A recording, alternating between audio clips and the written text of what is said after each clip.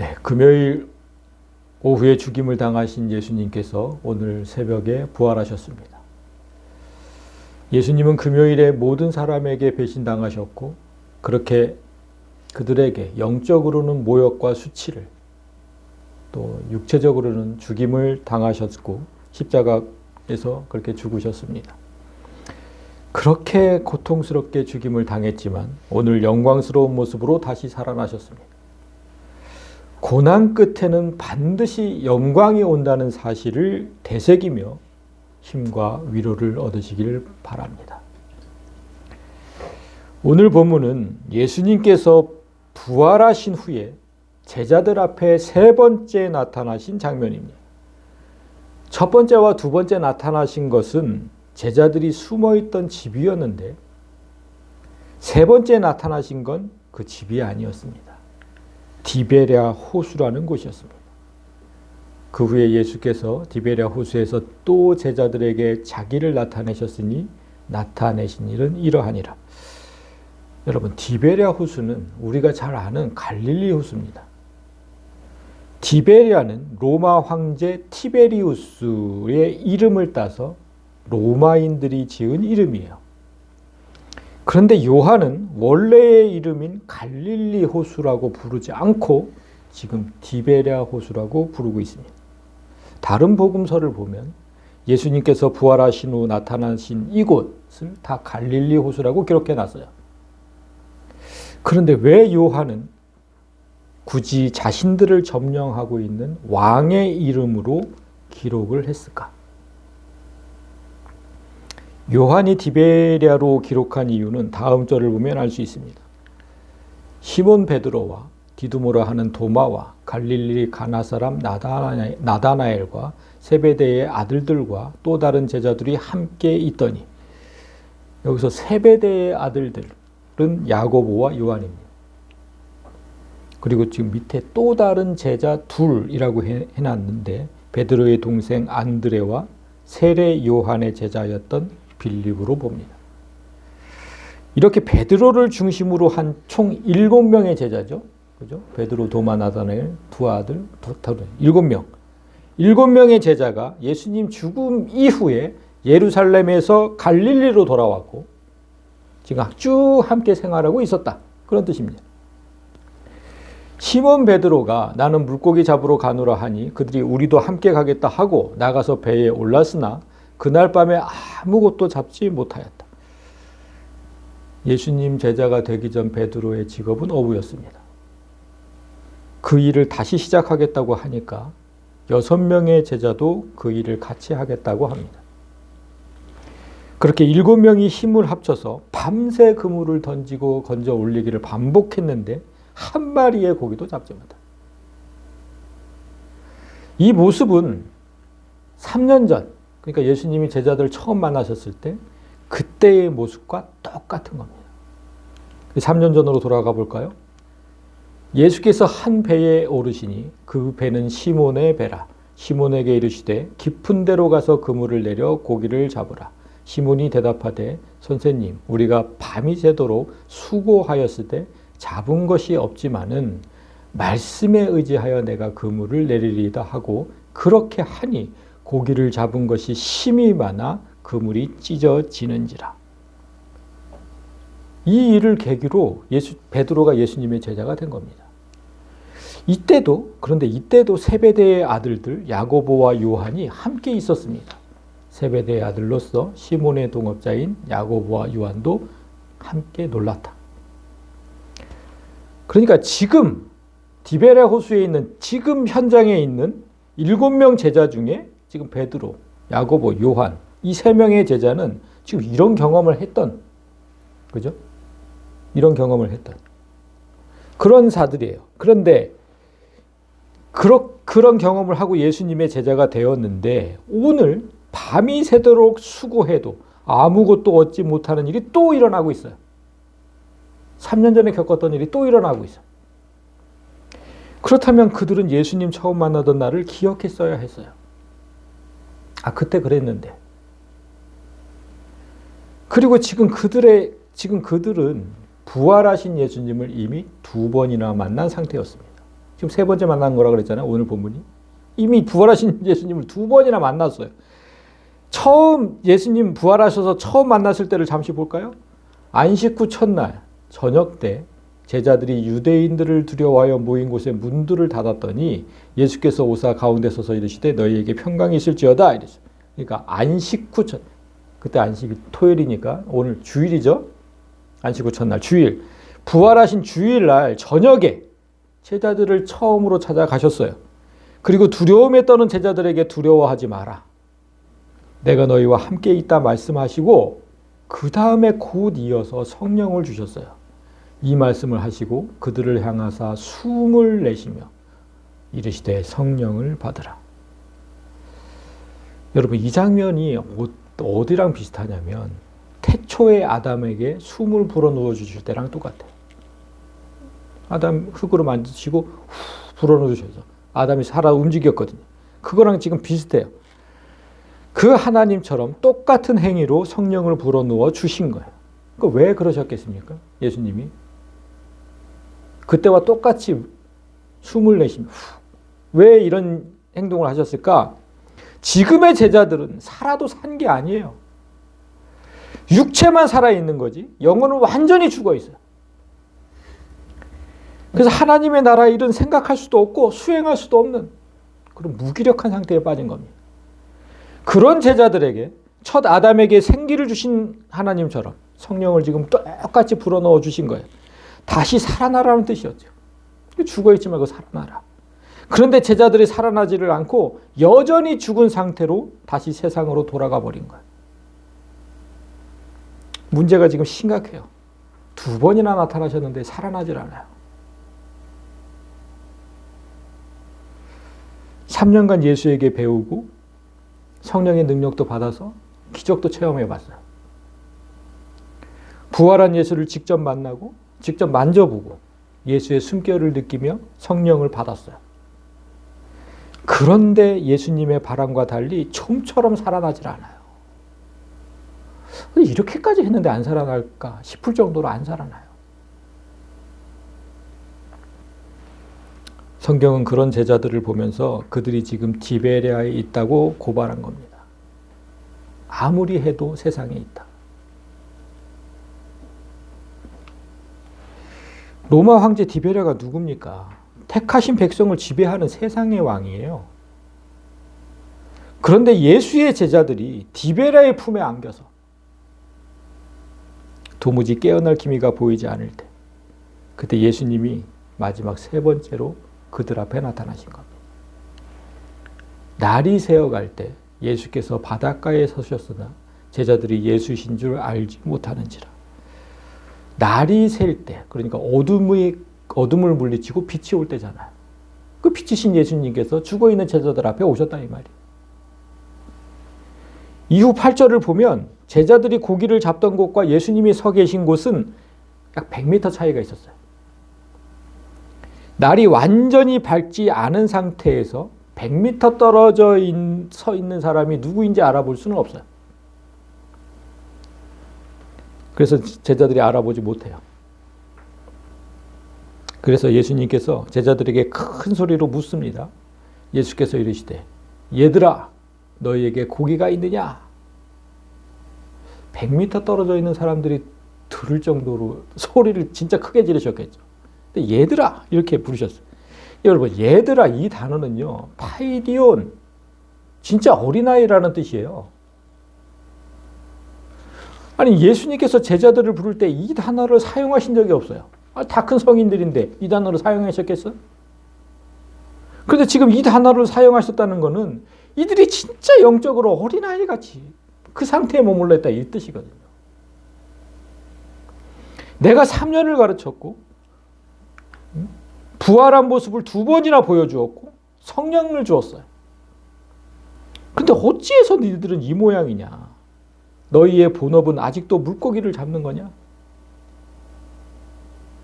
그래서 얼마나 잡았느냐? 물으신 거예요. 그래서 얼마나 잡았냐? 제자들은 잡은 게 없다고 말합니다. 없습니다. 왜 없겠습니까? 예수님이 베드로를 처음 만났을 때 그들이 찢어지도록 물고기를 잡게 해주시고는 하신 말씀이 있어요. 이 말씀이죠. 나를 따라오라. 내가 너희를 사람을 낚는 어부가 되게 하리라. 그물에 걸린 수많은 물고기처럼 이제부터는 수많은 사람의 영혼을 구하는 사람들이 되게 하겠다. 이렇게 말씀하셨는데 이 말씀을 까맣게 잊어버렸어요. 사람을 구하지 않고 물고기를 낚으러 갔어요. 그러니까 한 마리도 못 잡는 게 당연하잖아요. 사람을 낚아야 되는데 물고기를 잡고 있으니 그게 잡힙니까? 예수님은 그들이 이걸 좀 깨닫길 원하고 이런 말씀들을 다시 기억하길 원하고 그때처럼 그물을 던질 곳을 지정해 주셨어요. 똑같이 이르시되 그물을 배 오른편에 던지라 그리하면 잡으리라 하시니 이에 던졌더니 물고기가 많아 그물을 들 수 없었다. 예수님을 처음 만나실 때 3년 전처럼 제자들이 말씀에 순종을 해요. 그래서 그물을 던졌는데 많은 물고기가 잡힙니다. 그런데 그때와 지금이 다른 게 있습니다. 그물을 던지라 하신 곳, 크게 달라요. 3년 전과 지금이. 3년 전에는 시몬에게 이르시되 깊은 데로 가서 그물을 내려 고기를 잡으라고 하셨어요. 깊은 데로 가라. 오늘날에는 과학과 기술이 발달해서 깊은 곳에 있는 물고기도 잡을 수 있어요. 그런데 여러분 2000년 전의 그물은 고작 수십 몇 미터만 내려갈 수 있는 그런 그물이었어요. 2000년 전이잖아요. 그래서 깊은 데로 가면 절대로 물고기를 잡을 수가 없었어요. 그 당시에는. 그런데 깊은 데로 가서 던지래요. 이거 말도 안 되는 얘기다. 근데 순종해서 던져서 잡았잖아요. 절대로 일어날 수 없는 일도 예수를 만나면 가능하다는 걸 보여주시려고 그 당시엔 그러셨어요. 깊은 데로 가서 잡아라. 그런데 지금은 여러분 오른편에 던지라고 하셨어요. 깊은 데가 아니에요. 그럼 뭘 지금 깨달으라고 하시는 걸까? 오른편 무슨 자리라고 했습니까? 우리가 의의 자리, 심판의 자리. 네가 할 일은 의로움과 악함을 심판하는 것이다. 그런데 왜 여기서 물고기를 잡고 있느냐? 너희들이 할 일을 똑바로 깨달으라는 거예요. 예수님께서 부활하신 후에 제자들에게 성령을 주시면서 하신 말씀이 있어요. 이 말씀. 성령을 받으라 해놓고 너희가 누구의 죄든지 사하면 사하여질 것이요. 누구의 죄든지 그대로 두면 그대로 있으리라. 이거 뭡니까? 의의 자리, 심판의 자리. 그거 하라는 거잖아요. 성령을 주시면서. 딴 거 하라 그랬습니까? 그런데 고기나 잡고 있으니까 그냥 애들 맞죠. 그래서 파이디온 부른 거예요. 애들아. 아이들에게 그물을 오른편에 던지라 하시니까 많은 물고기가 잡혔어요. 그제야 제자 중 한 명이 예전의 일을 깨닫고 3년 전 일을 똑같이 보여주시니까 그걸 깨닫고 말씀하신 이가 예수님인 걸 알아채요. 예수께서 사랑하시는 그 제자가 베드로에게 이르되 주님이시다 하니까 시몬 베드로가 벗고 있다가 주님이라 하는 말을 듣고 겉옷을 두른 후에 바다로 뛰어내리더라. 예수께서 사랑하시는 제자 여러분 다 아시죠? 요한이에요. 예, 요한. 요한은 자신이 기록한 책에는 항상 자기 이름을 그대로 쓰지 않았어요. 예수께서 사랑하시는 제자라고 썼지. 그래서인지 제일 먼저 예수님을 알아봐요. 그리고 베드로에게 알려주죠. 주님이시다. 이 말을 들은 베드로가 겉옷을 걸쳐 입고 바다로 뛰어내립니다. 주님이라는 소리를 듣고 예의를 갖춘 거예요. 여러분 생각해보면 100m가 떨어져 있는데 거기를 헤엄치려면 겉옷이 있는 게 나아요? 없는 게 나아요? 없는 게 훨씬 나아요. 겉옷이 있으면 무거워서 헤엄을 어떻게 칩니까? 근데 겉옷을 입고 100m 헤엄쳐 온 거예요. 그러니까 베드로가 예수를 대하는 마음만큼은 알 수 있어요. 예우를 갖추는. 그리고 다른 제자들은 육지에서 거리가 불과 한 50칸쯤 되므로 작은 배를 타고 물고기 든 그물을 끌고 와서 여기서 50칸이 오늘날 거리로 환산하면 100m인 거예요. 물고기가 가득 찬 그물을 끌고 오기에는 제자들이 탄 배가 너무 작았어요. 근데 불과 100m 정도밖에 안 떨어져 있으니까 다른 제자들이 간신히 끌고 왔다. 그런 뜻인데 그렇게 육지에 와 보니 예수님이 차려놓은 아침 밥상이 기다리고 있었습니다. 육지에 올라보니 숯불이 있는데 그 위에 생선이 놓였고 떡도 있더라. 지금 여러분 베드로는 헤엄쳐 왔잖아요. 그러니까 그 온몸에 홀딱 젖었겠죠. 그 베드로는 물론이고 밤새 밤이슬을 맞았던 제자들 얼마나 추웠겠습니까? 그래서 예수님은 모닥불을 피우고 생선과 떡으로 아침을 준비해 놓으셨어요. 제가 그림으로 보여드릴게요. 이런 모습인 거죠. 여러분 저 지금 모닥불 그 다음에 그 위에 생선과 떡이 놓여져 있습니다. 저 세 가지를 잘 보셔야 돼요. 저 예수님이 준비해 놓으신 저 세 가지. 저거 단지 제자들을 위한 아침 밥상이 아니에요. 저 세 가지를 통해서 뭔가 기억하라고 하신 거예요. 저 세 가지를 통해서. 기억해내라. 뭘 기억해내야 했을까? 저 세 가지를 보고. 먼저 헤엄쳐온 베드로 온몸이 젖었으니까 저 모닥불에 가서 불을 쬐겠죠. 추우니까. 베드로는 그 불을 쬐면서 무슨 생각을 했을까? 예수님이 잡히시던 그 밤, 그날 밤의 기억이 서서히 베드로에게 떠오른 거예요. 그날 밤을 볼까요? 문 지키는 여종이 베드로에게 말하되 너도 이 사람의 제자 중 하나가 아니냐 하니 그가 말하되 나는 아니다. 나 예수의 제자가 아니다 하고 그때가 추운 고로 종과 아랫사람들이 불을 피우고 서서 쬐니 베드로도 함께 서서 쬐더라. 자신이 예수님을 3번이나 부인했던 생각하기도 싫은 그 밤이 그 모닥불을 쬐면서 불현도 떠올랐어. 그리고 저 생선과 떡 저거 보면서 뭐가 떠올랐을까요? 여러분 생선과 떡 하면 뭐가 떠올라야 돼? 그렇죠. 오병이어의 기적. 예수님 손에서 한없이 나오던 그 떡과 생선. 그 경이로웠던 기억. 크게 떠올라야죠. 당연히. 예수님은 지금 이 한 장면으로 베드로에게 많은 걸 생각하게 하시는 거예요. 예수를 부인하던 나. 그리고 보리떡 5개와 물고기 2마리로 수많은 사람을 먹이셨던 나의 주 예수 그리스도. 그거 다 떠오른 거예요. 오병이어의 기적은 분명히 사람은 할 수 없는 일이잖아요. 하나님만이 하실 수 있는 일이에요. 베드로는 그런 하나님을 경험하고도 3번이나 그 하나님을 부인했어요. 그가 지금 바닷가에서 고기를 잡고 있던 것도 부활이라는 놀라운 기적을 행하신 예수님을 2번이나 만난 후에요. 그러니까 아무리 놀라운 경험을 해도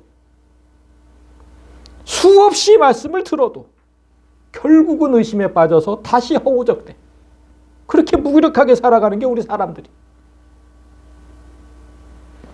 흔들림 없이 하나님만 붙들고 살아가는 게 얼마나 어려운 일인지 저 베드로를 보면서 우리 깨달아야 돼요. 우리는 안 그렇습니까? 얼마나 흔들리고 갑니까? 수도 없이 의심하고 수도 없이 무기력에 빠지고. 우리도 베드로처럼 시리에 빠져서 세상 일에만 그냥 일이나 열심히 하자. 그렇게 살아요. 우리도. 그런데 여러분 그렇게 살아가는 이유가 뭔지를 지금 예수님이 말씀하시는 거예요. 너희가 왜 그렇게 사는지를. 하나님께서 내게 행하신 일들을 너무나 쉽게 잊어버리게 돼. 베드로가 다 잊어버린 것처럼 우리도 다 잊어버려. 하나님께서 내게 말씀하신 것. 하나님께서 나와 내 가족과 내 이웃에게 행하신 그 놀라운 일들, 우리가 그런 하나님을 경험하면서 은혜를 받은 적도 많고, 정말 감사와 감격에 빠진 적도 많아요. 정말 하나님께서 살아계시구나. 이런 걸 느낀 적이 진짜 많아요. 그런데 얼마 지나지 않으면 그런 일들은 다 잊어버려요. 하나님께서 진짜 살아계시는구나. 이런 거 다 잊어버려요. 그 불신이라는 늪에 빠져버려요. 하나님을 믿지 않는 거예요. 말씀을 믿지 않아요. 내게 주신 소망의 말씀. 그런 거 하나도 안 믿어져요. 그냥 무기력에 빠져요. 베드로 앞에 세 번째 나타나신 예수님께서 베드로에게 생긴 그 불신을 없애주고자 그의 기억을 되살리는 작업을 계속해서 하시는 거예요. 예수께서 이르시되 지금 잡은 생선을 좀 가져오라 하시니 불 위에 이미 생선이 저렇게 올려져 있는데 지금 잡은 생선을 좀 더 가져오래요. 이 말씀에 베드로가 즉각 순종합니다. 시몬 베드로가 올라가서 그물을 육지에 끌어올리니 가득히 찬 큰 물고기가 153마리라 이같이 많으나 그물이 찢어지지 아니하였다. 오늘날의 그물은 물고기 153마리가 잡혔다고 해서 찢어지지는 않죠. 오늘날 그물은 그거보다 훨씬 많이 잡아도 찢어지지 않아요. 그런데 당시 그물은 식물 줄기로 엮은 거라서 이 정도의 지금 큰 물고기라고 그랬잖아요. 큰 물고기 153마리. 그러면 버티지 못하고 찢어지거든요. 실제로 이들이 예수님을 처음 만났던 그 3년 전에 그때는 그물이 찢어졌어요. 그렇게 하니 고기를 잡은 것이 힘이 많아 그물이 찢어졌다. 그런데 여러분, 오늘은 그렇게 많은 물고기가 잡혔는데 찢어지지 않았대요. 왜 찢어지지 않았을까요?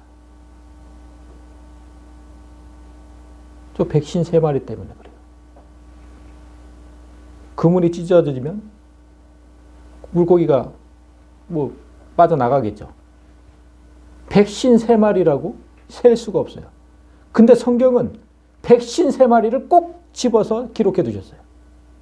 이유가 있지 않을까요, 여러분?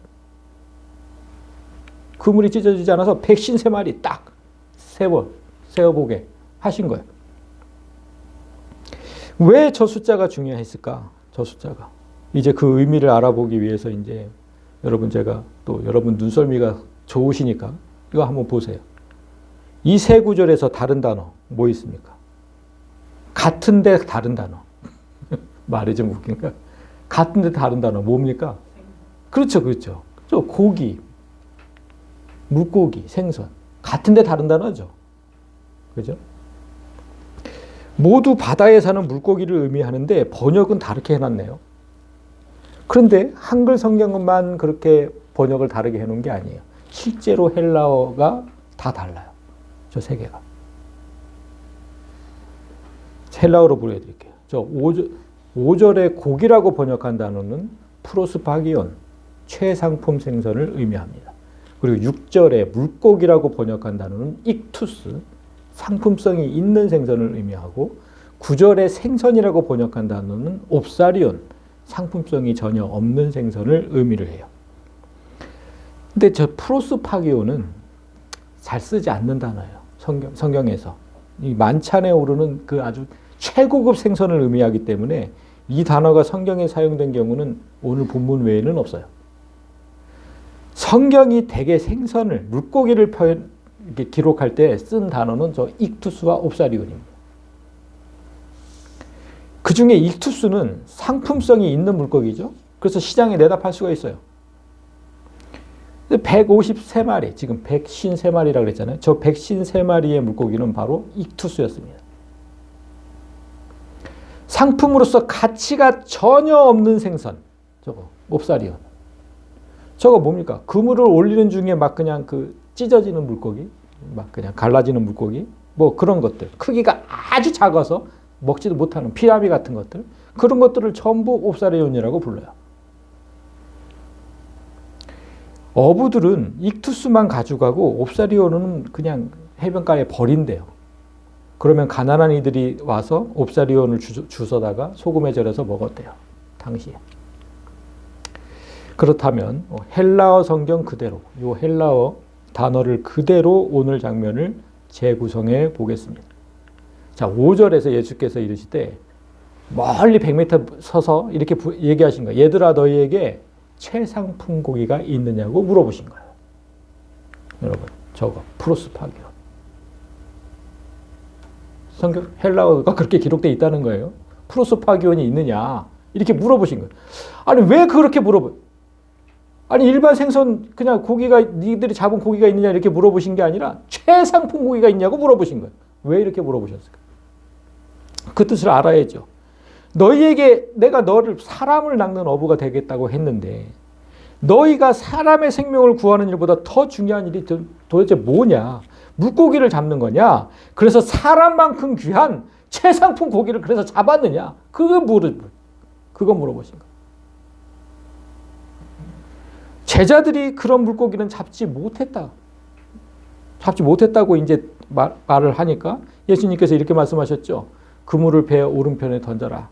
이에 던졌더니 여기서 말하는 상품 물고기가 많아 그물을 둘 수 없었다. 익투스를 얘기한 겁니다. 익투스. 상품 물고기가 153마리나 됐는데 예수님은 그 생선으로 아침을 드실 생각이 없었나 봐요. 구절을 보면 육지에 올라보니 숯불이 있는데 그 위에 하품 생선이 놓였고 떡도 있었다. 옵사리온. 그리고 이것으로 부족하니까 더 가져오라고 한 생선도 옵사리온이었습니다. 예수께서 이르시되 지금 잡은 생선을 좀 가져오라고 했을 때 그것도 옵사리온이었어요. 그러니까 예수님 덕에 잡은 153마리의 상품 중에서 가져오라는 뜻이 아니었고 너희가 밤새 잡았던 그 하품, 피레미 같은 거 거기서 가져오라는 뜻이었습니다. 왜 저렇게 하셨을까? 그 피레미를 갖다가 뭐 하시게? 아니야, 좀 좋은 생선으로 아침을 먹으면 안 되나요? 153마리나 되는데. 뭐 좋은 생선은 시장에다가 내다 파시려고 그러셨을까? 그런 거 아니잖아요, 당연히. 분명히 이유가 있을 거 아닙니까? 지금 예수님의 목적이 뭐라 그랬습니까? 제자들이 기억해내길 원하는 거죠. 내가 한 말, 내가 한 기도, 내가 보인 행위를 그 모든 걸 기억해야 너희가 불신의 늪에서 빠져나올 수 있다. 예수님의 목적은 제자들의 영적 부활입니다. 지금 다 죽어 있는데 영적 부활. 그거를 원하시는 거예요. 지금 익투스는 따로 보관하고 옵사리온은 불 위에 두어져. 그 이유도 그것을 본 제자들이 예전에 예수님 하신 말씀을 다시 기억하길 원하시는 거예요. 여러분, 이 말씀을 기억하길 원하신 겁니다. 천국은 마치 바다에 치고 각종 물고기를 모는 그물과 같으니 그물에 가득하며 물가로 끌어내고 앉아서 좋은 것은 그릇에 담고 못된 것은 내버리느니라. 언젠가 제자들에게 천국을 가르치면서 하셨던 이 말씀, 지금 제자들이 기억하길 원하시는 거예요. 내가 이런 말 했잖냐. 그대로 재현하고 있는 거예요. 좋은 것은 그릇에 담고 못된 것은 내버리는 거. 예수님 뜻이 뭐겠어요? 이렇게 말씀하신 거예요. 너희가 잡은 저 상품 물고기는 내 말에 순종하여서 오른편에 던져 건진 것이잖아. 그러나 너희가 밤새 잡은 물고기는 내 말에 순종하지 않은 채로 잡은 가치가 하나도 없는 하품이었잖아. 그런 하품 물고기는 버리거나 불 속으로 들어가야 할 것이다. 그래서 그 하품 물고기 올려놓으신 거예요. 그런 것들은 불에나 올려야 된다. 불에나. 너희는 이런 일을 해야 한다. 좋은 것은 그릇에 담고 못된 것은 내버리는 일. 아직도 어떤 삶을 살아야 할지 모르겠느냐? 좀 기억하고 깨달아라. 우리가 이 땅에서 해야 할 일은 예수님 다시 오시기 전까지, 그날까지 이 땅에 천국을 만드는 일이에요. 그 천국 뭐예요, 여러분? 이 땅의 천국. 교회예요, 교회. 예수님께서 피로 사신 교회. 이곳에 좋은 것만 담고 나쁜 것은 다 내다 버리래요. 그래서 교회를 진정 거룩하고 복된 천국으로 만들어야 할 책임이 우리에게 있다는 겁니다. 그런데 이 일은 안 하고 세상에 나가서 고기를 잡아요. 밤새도록 수고했는데 잡은 건 없어요. 헛수고만 해요. 그러니까 하나님 나라부터 세우면 너희에게 필요한 모든 걸 더해 주시겠다고 하신 그 약속, 그런 약속의 말씀도 까맣게 잊어버리고 사는 거예요. 믿질 않는 거예요. 예수님께서 오늘 나를 붙들고 이전에 하신 말씀을 기억나게 하시지 않으면 우리도 계속해서 디베레에 나가서 헛수고만 하고 살 거예요. 여러분, 헛수고하지 마세요. 말씀에 순종하면 저렇게 좋은 걸 153마리나 얻잖아.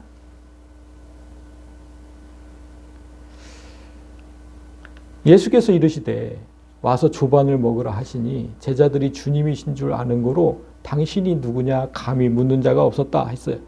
부활하신 예수님의 몸은 이전과는 완전히 다른 몸이에요. 제자들이 3년 동안 봐왔던 그 몸이 아니에요. 그래서 첫 번째, 두 번째 나타나셨을 때도 제자들은 예수님 손과 허리 다 만져보고 나서 알았어요. 창에 찔린 것 이런 거 다 만져보고. 그래서 알았어요. 오늘도 겉으로 보이는 모습은 예전의 스승이 아니지만 예전에 하신 말씀을 그대로 재현하시는 모습을 보면서 제자들은 내 앞에 있는 예수를 의심하지 않았다. 말씀을 기억하면 예수님을 의심하지 않게 돼요. 그러니까 예수님이 지금 만들어 놓으신 저 모닥불과 생선과 떡과 생선, 저 그림을 잘 기억해야 합니다. 모닥불은 아까 말씀드렸듯이 과거 베드로가 예수를 부인하던 자신을 기억하는 용도였어요. 동시에 그 불에 올린 하품 생선 옵사리오는 아무런 가치가 없는 삶은 내버리라는 말씀을 기억하게 하신 거예요.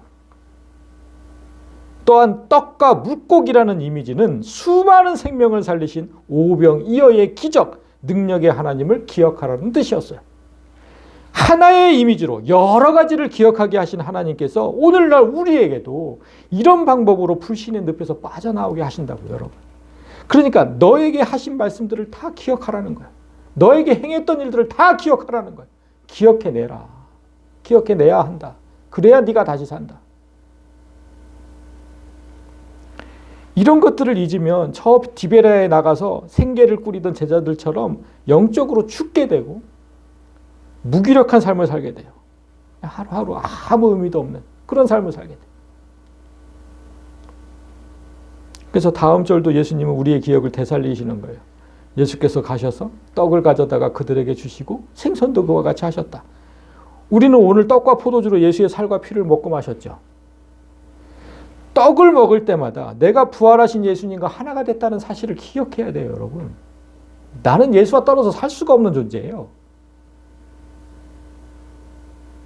그걸 기억하고 생선을 먹을 때마다 교회를 위해서 좋은 것은 버리고 좋은 것은 그래서 담고 못된 것은 내버리라는 그 제자의 삶을 살아야 한다는 사실을 기억하시면 좋겠어요. 그리고 마지막 절을 보면 이것은 예수께서 죽은 자 가운데서 살아나신 후에 세 번째로 제자들에게 나타나신 것이다. 이러고 이제 마무리가 되었는데 여러분 죽은 자 가운데서 살아나신 이거 무슨 뜻입니까? 생명의 하나님이라는 거잖아요. 생명의 하나님이 죽어있는 나에게 세 번이나 나타나셔서 생명을 주시려고 했다 이 말이잖아요. 다시 살아나야 한다고 간곡하게 말씀하시는 거예요. 살아나야 된다. 왜 그렇게 죽어있느냐? 살아나야 된다. 그럼 오늘 제자들이 예수님 말씀에 순종해서 잡은 물고기 이름 익투스 잊지 마세요. 익투스라는 단어. 요즘 기독교인들이 이 익투스를 여기저기 걸고 이거 여러분 이거 보셨어요? 네, 차에도 걸고 다니고 막 이런 거 많이 달고 다녀요. 액세서리처럼. 저 물고기에 새겨진 저 단어 저게 익투스예요.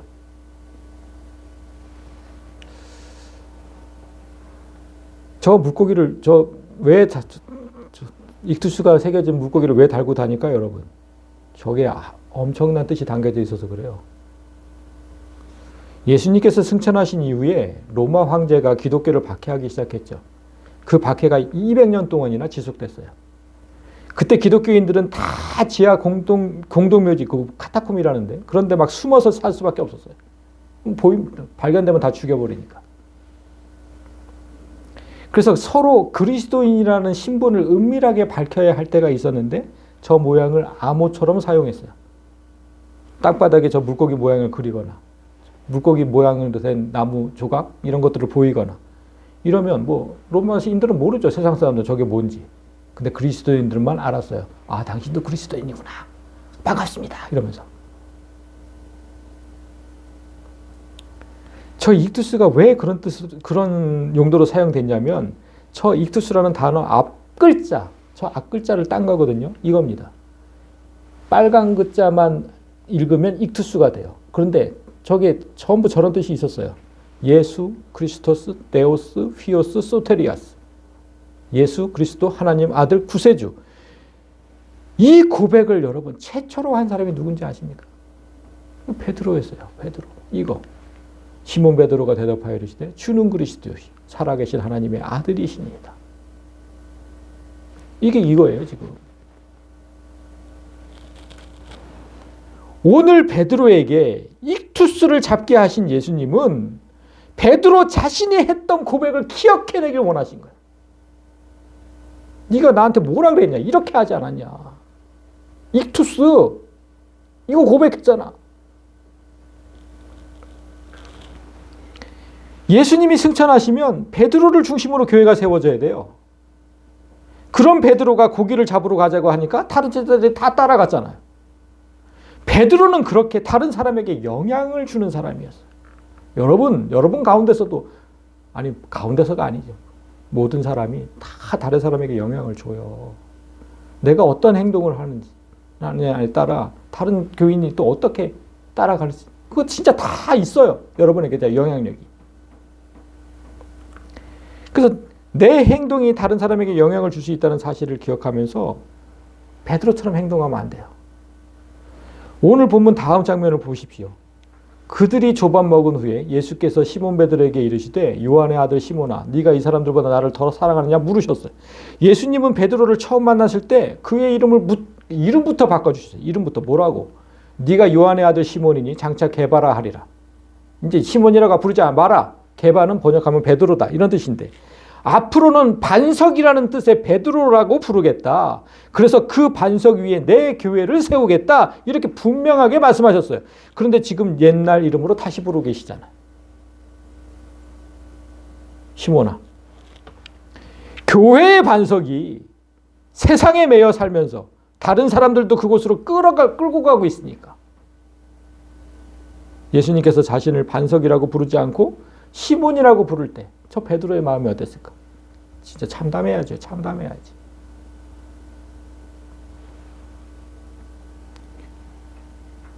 베드로를 향한 책망이 우리에게 임하지 않기를 바라요. 이제 베드로의 신앙 고백이 담긴 저 익투스가 왜 153마리였는지 성경에 기록한 거니까 분명히 그 뜻이 있을 겁니다. 그물이 찢어지지도 않고 153마리를 정확하게 기록하신 이유. 그런데 불행히도 성경에 그 이유를 기록한 곳은 없어요.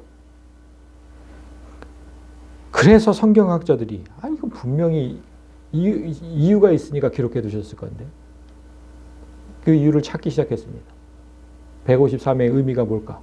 찾기 시작했어요. 그렇게 해서 그들이 풀어낸 방법이 있어요. 여러분. 게마트리아라는 거.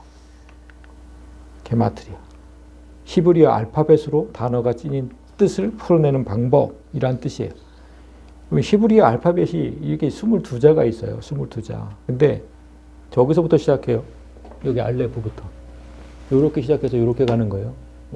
이렇게 해서 22자인데 처음부터 저 알레프라는 처음부터 10까지, 여기까지는 1, 2, 3, 4, 5, 6, 7, 8, 9, 10. 여기 조그맣게 보여요, 숫자? 여기까지는 10이고, 그 다음부터는 20, 30 이렇게 가요. 40, 50, 60, 70, 80, 90, 100 해놓고 나머지는 또 200, 300, 400. 예, 이렇게 돼요. 예전에 이 아라비아 숫자는 여러분 기원 후에 쓰기 시작한 거예요. 기원 후에 몇백 년이 지난 다음에. 그 전에 아라비아 숫자가 없었을 때는 이 문자로 수를 기록을 했어요. 문자로. 그럴 수밖에 없었겠죠. 이 숫자로, 그러니까 이게 성경 언어잖아요, 여러분. 성경 언어로 성경에 나오는 단어를 대입해서 풀면 여러 가지 비밀이 풀려요. 이게 진짜 놀라운 거예요. 그래서 하나만 보여드릴게요. 시간이 없으니까. 창세기 15장을 보면 아브라함이 이르되 주 여호와여 무엇을 내게 주시려 하나이까? 나는 자식이 없사오니 나의 상속자는 이 다메섹 사람 엘리에셀이니이다. 어떤 장면인지 다 아시죠? 예. 여기서 아브라함의 종 엘리에셀이라는 철자, 이거 엘리에제르 이렇게 원래 발음은 이렇거든요. 엘리에제르. 요 지금 단어가 하나, 둘, 셋, 넷, 다섯, 6개잖아요. 우리는 5글자지만 이거 원어로 6글자예요. 요 엘리에제르를 여기다 갖다 대입을 해요. 첫 번째가 저 알레프예요. 요 글자. 요거랑 똑같죠? 그게 1 더하기 이렇게 되는 거예요. 그 마지막에 지금 요게 렛이라고 하는 단어인데 요게 지금 여기 있잖아요. 여기 렛이. 여기 200이잖아요. 그 1부터 아까 뭐 차례대로 해서 200까지 더하고 나면 다 더해보면 정확히 318이라는 단어가 나와요. 그런데 저 318이라는 숫자가 성경 다른 곳에 어디 나올까? 그것을 보면 놀랍다는 거죠. 여기 나옵니다. 아브라함이 그의 조카가 사로잡혔음을 듣고 집에서 길리고 훈련된 자 318명을 거느리고 단까지 쫓아가서. 이것도 어떤 장면인지 아시죠? 롯이 잡혀갈 때. 자기 조카 롯이 잡혀갈 때 쫓아가서 데리고 오잖아요. 엘리에셀, 여기서 여러분 엘리에셀이라는 이름의 뜻이 하나님은 도움이시다라는 뜻이에요. 그런데 그 이름과 숫자가 같은 아브라함의 군사 318명, 저건 분명히 하나님의 도움이셨다라는 뜻으로 연결이 되는 거예요. 왜냐하면 저때 아브라함이 쫓아간 군사는 연합군이었어요. 연합군. 세 나라가 연합해서 롯이 살던 소돔 땅을 쳐들어와서 데리고 가는 거잖아. 318명은 어림도 없는 거예요. 하나님의 도움이 없이는. 근데 318명으로 가서 그 연합군을 물리치고 지금 롯을 데리고 오는 거잖아. 그러니까 하나님의 도움이시다라는 정확하게 연결이 된 거예요. 엘리에셀이라는 단어와 이 318명. 이렇게 성경을 이렇게 지금 풀었던 성경학자들이 참 그 놀랍죠. 이런 식으로 해석하는 걸 게마트리아라고 하는데 같은 방법으로 성경에 그런 153이라는 숫자가 나오는 단어를 학자들이 다 찾아봤다는 거 아닙니까? 진짜 대단한 거예요, 그거는. 다 도해봐야 되잖아, 단어마다. 근데 153이 나오는, 158이 나오는 그 단어를 다 153이죠. 153이 나오는 다 찾아보니까 다음에 딱 두 가지가 나왔대요. 이거. 지금 베니 엘로힘이라고 읽어요. 저게 무슨 뜻이냐? 저기 위에 써있죠. The Sons of God. 하나님의 아들이라는 뜻이에요. 다 더해보면 딱 153이 나와요. 그 또 한 가지 단어를 찾았어요. 그게 뭐냐? 하페사으. 더 패스오버라고 되어 있죠. 6월절이라는 뜻입니다. 다 더하면 153이 정확하게 나와요. 이 두 단어, 하나님의 아들과 유월절은 오늘 본문과 너무나 연관이 있어요. 예수님은 유월절 어린 양으로 죽으셨죠. 그 유월절은 그렇게 연관이 있고, 그 유월절 어린 양으로 죽으셨는데 부활해서 하신 일이 뭐냐면 하나님의 아들들을 탄생시켰어요. 그때부터. 예수님의 이런 공로를 모르고 다시 세상으로 돌아간 제자들에게 너희는 하나님의 아들들이란 분명한 메시지를 줘야 할 필요가 있었기 때문에 153마리의 익투스가 잡히도록 했다는 해석은 진짜 설득력이 있습니다. 여러분, 이제 말씀을 맺겠습니다. 오늘 우리는 부활 후에 세 번째로 나타나신 예수님을 만났습니다. 두 번이나 나타나셔서 두려워하지 말라 하시고 성령의 능력으로 덧입혀 주셨는데 도무지 깨어나지 않고 깊은 잠에 빠진 제자들을 보면서 많은 것들을 기억나게 하셨어요. 기억나게 하신 이유는 다른 거 없습니다. 너의 죽어있는 영을 되살리는 것. 우리도 하나님께서 우리에게 행하신 것들을 기억하지 않으면 그냥 활기를 잃고 죽음의 장소 디베라에 살게 돼요. 저기서 계속 살게 돼요. 우리도. 죽음을 이기고 부활하셔서 여러분을 기어이 하나님 자녀로 부활하게 하신 예수님의 공로를 헛되게 하지 마세요. 하나님의 아들들이 해야 할 일은 아까 예수님 부탁하신 대로 이 땅에 교회를 바로 세우는 일이에요. 나쁜 것들은 버리고 좋은 것들은 담고 그 교회 바로 세우는 일. 예수님은 그 일을 부탁하시고 승천하셨고 이제 곧 다시 오실 거예요. 주께서 나에게 했던 말씀과 기도 그리고 나에게 행하셨던 모든 일 하나도 빠지지 말고 기억해야 우리가 예수님께서 부탁하신 일 활기차게 할 수 있고 예수님 다시 오시는 날 잘했다 칭찬받는 그런 일이 있을 거예요. 진정 바라기는 주께서 다시 사신 이 아침에 우리도 하나님의 아들로 다시 태어나서 죽어 있지 말고 여러분 다시 태어나서 반석 위에 베드로라는 그 반석 위에 우뚝 설 수 있기를 주님의 이름으로 간절히 소망합니다.